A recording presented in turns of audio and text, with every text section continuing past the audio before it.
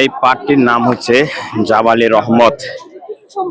আরাফাতের ময়দানে আমাদের প্রিয় নবী হযরত মুহাম্মদ সাল্লাল্লাহু আলাইহি সাল্লাম ওই যে জায়গাটা দেখা যাচ্ছে দাঁড় করে এখানে উঠিয়ে দাঁড়িয়ে ভাষণ দিয়েছে। ইনশাআল্লাহ আমরা ওই পর্যন্ত যাব।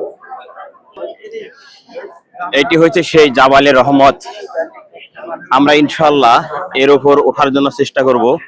আমরা এখন এগিয়ে যাচ্ছি সেই জাবালের রহমতের দিকে ইনশাআল্লাহ।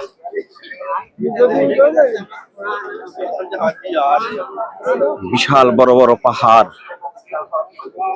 যে আমাদের প্রিয় নবী হযরত মুহাম্মদ মুস্তাফা সাল্লাল্লাহু আলাইহি ওয়াসাল্লাম এখানে দাঁড়িয়ে বিদায় ভাষণ দিয়েছিলেন, সেই স্থানটি এটি দেখার সঙ্গে মনে হয় কলিজা জুড়ে ঠান্ডা হয়ে যায়, শরীরের লোমগুলো দাঁড়িয়ে যাচ্ছে। সেই সময়ের মধ্যে যে আমার রাসূল সাল্লাল্লাহু আলাইহি ওয়াসাল্লাম আরাফাতের ময়দানে যে দাঁড়িয়ে যে ভাষণ দিয়েছিলেন সেই জায়গাটি,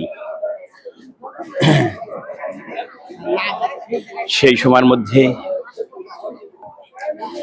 সময়ের মধ্যে রাসূল সাল্লাল্লাহু আলাইহি ওয়াসাল্লাম যে বক্তব্য দিয়েছেন সেই জায়গাটুকু ইনশাআল্লাহ আমরা ওঠার চেষ্টা করব।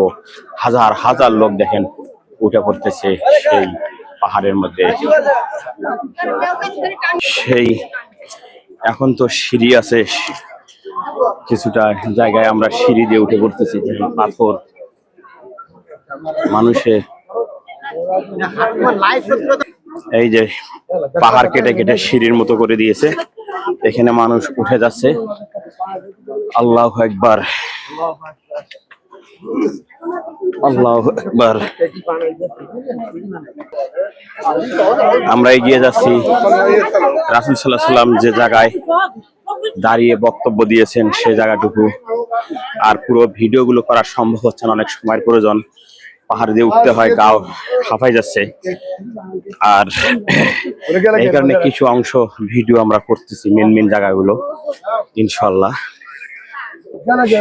আমরা প্রায় ওঠার দিকে, আলহামদুলিল্লাহ।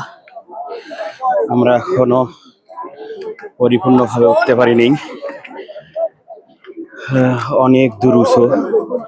দেখেন নিচের দিকটা খাইলে অনেক মানুষ ক্লান্ত হয়ে গেছে, বসে পড়েছে। আমার প্রিয় নবী হযরত মুহাম্মদ মুস্তাফা সাল্লাল্লাহু আলাইহি ওয়াসাল্লাম এই টাওয়ারটার এখানে দাঁড়িয়ে বক্তব্য দিয়েছিলেন। আল্লাহু আকবার, আল্লাহু আকবার। হে আল্লাহ, তুমি আমাকে এই জায়গা দেখার তৌফিক দিয়েছো। তোমার দরবারে লাখো কোটি শুকরিয়া।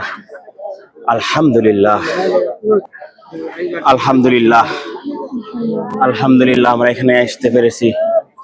আমার প্রিয় নবী হযরত মুহাম্মদ সাল্লাল্লাহু আলাইহি ওয়াসাল্লাম এই পাথরে এখানে দাঁড়িয়ে বক্তব্য দিয়েছিলেন সেই জায়গাটুকু। আল্লাহ তোমার মেহেরবানি, আমি এই জায়গায় পৌঁছতে পেরেছি। এখন একটু পাথরে হাত দিব যত সম্ভব। পাথরে সৌদি সরকার হাত দিতে নিষেধ করছে, হাত দিয়ে ক্রস মেরে দিয়েছে। তারপরও চেষ্টা করবো ইনশাল্লাহ। ইনশাল্লাহ যে জায়গাটুকু রাসূল সাল্লাল্লাহু আলাইহি ওয়াসাল্লাম দাঁড়িয়ে বক্তব্য দিয়েছেন সেই জায়গাটুকু, এই জায়গায়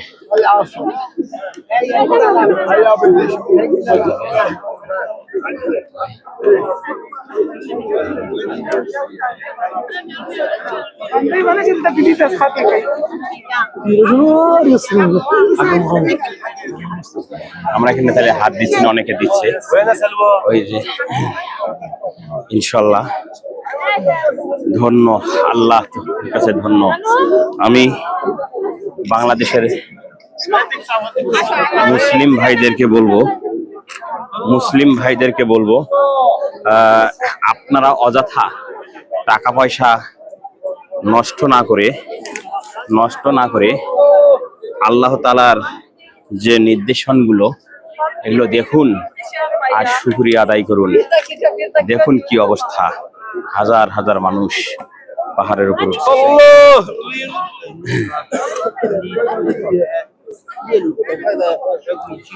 অনেক উঁচু জায়গা।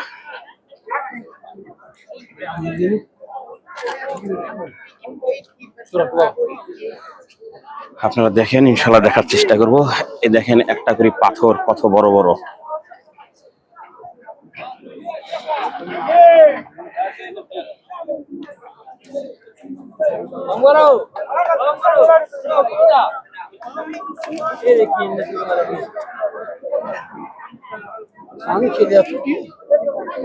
আলহামদুলিল্লাহ,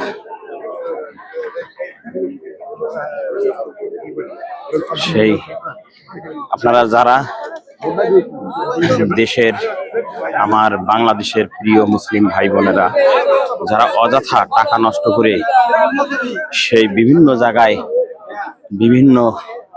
জায়গায় ঘুরতে যান, সেগুলো জায়গায় না যেয়ে এগুলো জায়গায় সরাসরি আসেন, রাসূলের নির্দেশনগুলো দেখুন।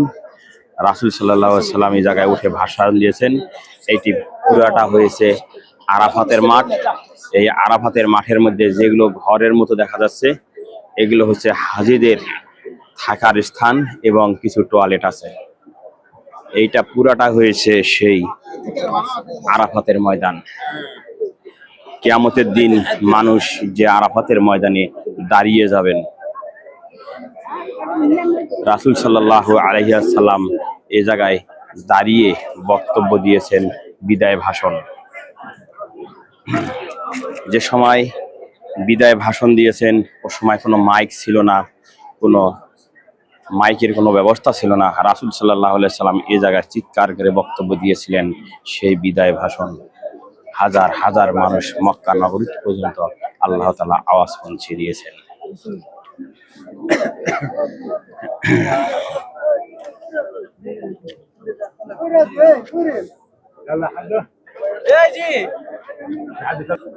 আমরা এখন সেই পাহাড় থেকে নেমে পড়ব ইনশাআল্লাহ। আমরা এখন নামার চেষ্টা করতেছি পাহাড় থেকে।